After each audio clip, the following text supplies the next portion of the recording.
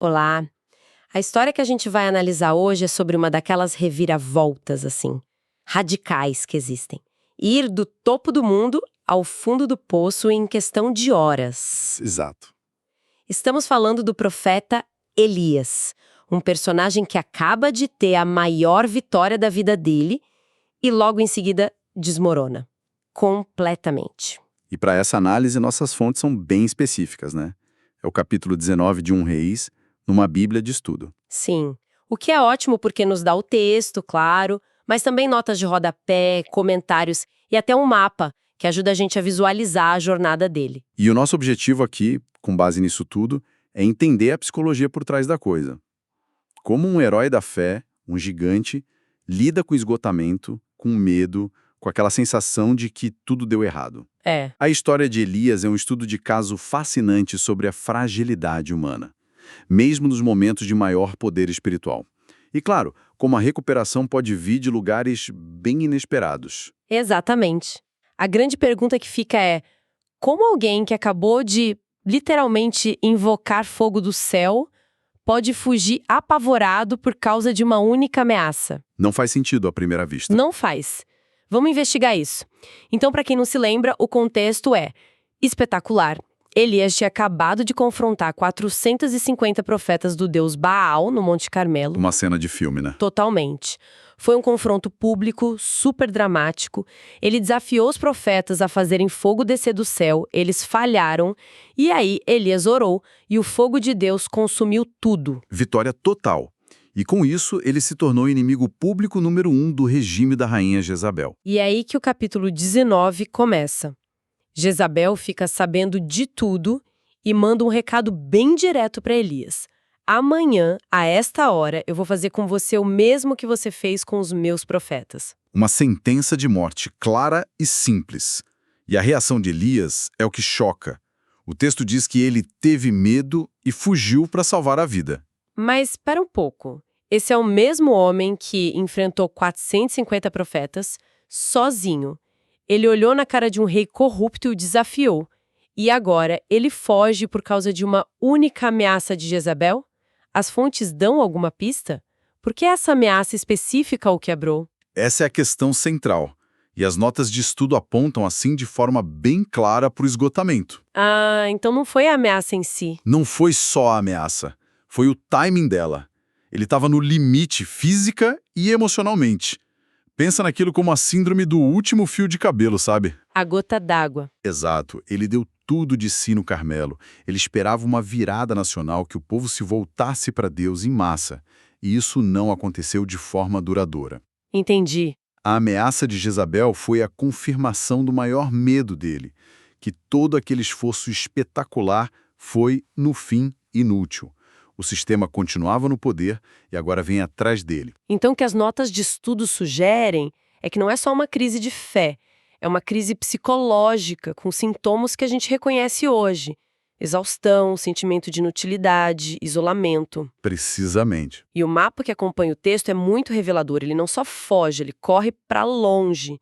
Ele viaja uns 160 quilômetros para o sul até Berseba, que já era em outro reino, Judá. E não para por aí. Não para, ele deixa o servo dele e entra sozinho no deserto.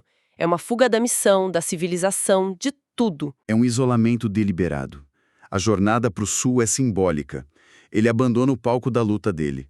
O deserto na Bíblia é muitas vezes um lugar de teste, de isolamento, mas também de encontro com Deus. Só que no estado dele. No estado em que Elias se encontrava, parece mais um lugar para desaparecer. Ele está esgotado, desiludido e pela primeira vez agindo puramente por medo. É nesse ponto, sozinho no deserto, que a história atinge o seu ponto mais baixo e talvez o mais humano. Ele se senta debaixo de uma árvore, um zimbro, e faz uma oração que é um soco no estômago. É muito forte. Ele diz: "Já basta, Senhor. Toma minha vida, pois não sou melhor do que os meus pais." Ele está pedindo para morrer. Essa oração é o ápice do desespero. E a frase, não sou melhor do que os meus pais, é crucial. As notas de rodapé apontam para isso. O que ela quer dizer? Ele não está só cansado, ele se sente um fracasso. Ele se compara com as gerações passadas de fiéis em Israel e conclui que não conseguiu fazer diferença.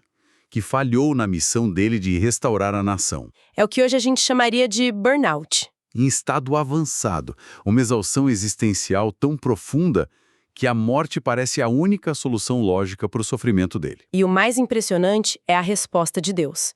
A gente esperaria uma bronca, um sermão, um levante-se profeta. Mas não é nada disso. A resposta é prática. Totalmente. Um anjo toca e diz: levante-se e coma. Ao lado dele, magicamente, aparece um pão assado em brasas e um jarro de água. Ele come, bebe e volta a dormir. E isso acontece 2 vezes. A resposta divina não é teológica, é quase terapêutica. Primeiro o cuidado físico, sono, comida, água, e só depois, muito depois, vem o confronto e um novo propósito. É uma lição importante, né? Sim. A lição aqui, extraída das fontes, é que a recuperação espiritual e a física estão muito ligadas. Não se pode tratar uma sem a outra.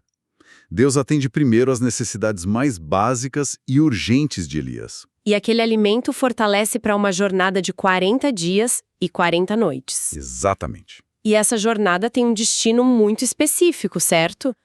Ele vai para o Monte Horebe.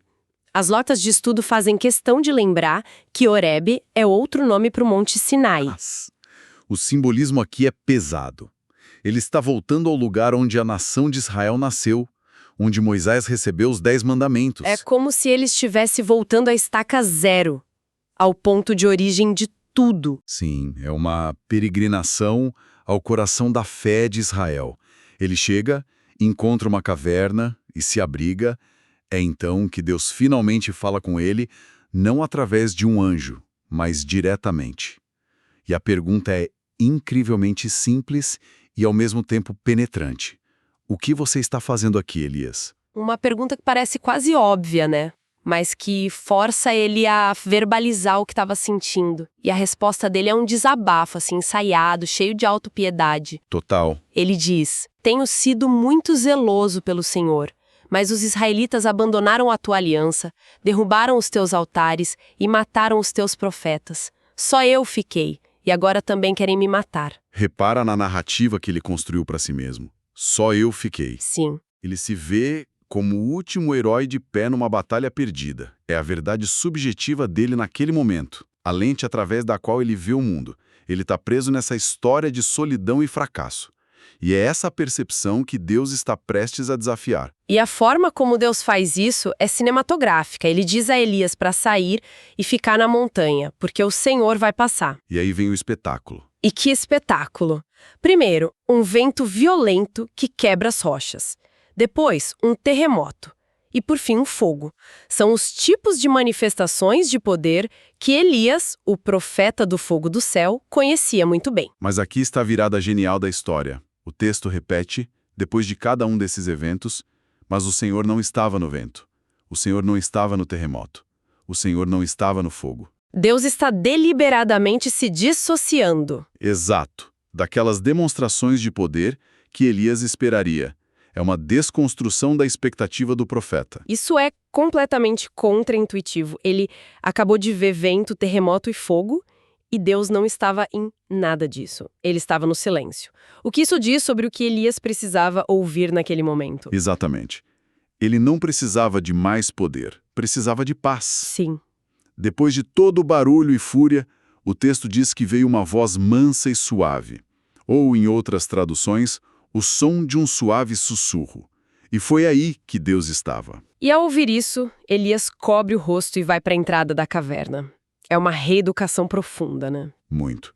Deus está ensinando a ele que seu poder não se manifesta só no espetáculo, na destruição, no drama público, mas também na quietude, na intimidade, na direção pessoal. Para um homem esgotado pelo barulho da batalha, a presença de Deus veio no silêncio que ele tanto precisava. E nesse silêncio, Deus fala de novo. E faz a mesma pergunta: o que você está fazendo aqui, Elias? E o mais curioso é que Elias dá exatamente a mesma resposta de antes. Palavra por palavra. Só eu fiquei. Parece que a ficha ainda não caiu. Pois é. Isso mostra o quão arraigado estava a perspectiva dele. A experiência do sussurro o preparou para ouvir, mas ainda não tinha mudado a mentalidade dele. E é por isso que a resposta de Deus desta vez é diferente. Como assim? Não é mais sobre cuidar das feridas dele, é sobre dar a ele um futuro. A resposta de Deus ao desespero de Elias não é pena, é propósito. E que propósito? Ele recebe uma lista de tarefas bem concretas. Sim. 3 missões que olham para o futuro político e espiritual da região. Ele deve ungir Hazael como rei da Síria, Jeú como rei de Israel e, o mais importante de tudo, ungir Eliseu para ser o profeta em seu lugar. Isso é fundamental. Deus está dizendo, a história é muito maior do que você, Elias. O meu plano continua e você tem um papel nisso, mas você não é o fim da linha. Ah! A nomeação de um sucessor, em particular, é a resposta direta ao sentimento de fracasso e esgotamento dele. O trabalho vai continuar através de outra pessoa. E isso tira um peso enorme dos ombros dele. E então vem o golpe de misericórdia na narrativa de solidão dele. A melhor parte. No meio das instruções, Deus revela: deixei em Israel 7.000, todos os joelhos que não se dobraram a Baal. 7.000? 7.000. Ele achava que era o único, e havia uma comunidade inteira de fiéis escondida, operando fora do radar dele. Essa revelação destrói a premissa central do desespero dele. A solidão era o combustível da depressão dele. Saber que não estava sozinho, que havia um remanescente fiel, recontextualiza toda a luta. Faz todo sentido. Seu trabalho não foi em vão. Ele não era o último soldado no campo de batalha. Ele era parte de um exército que nem sabia que existia.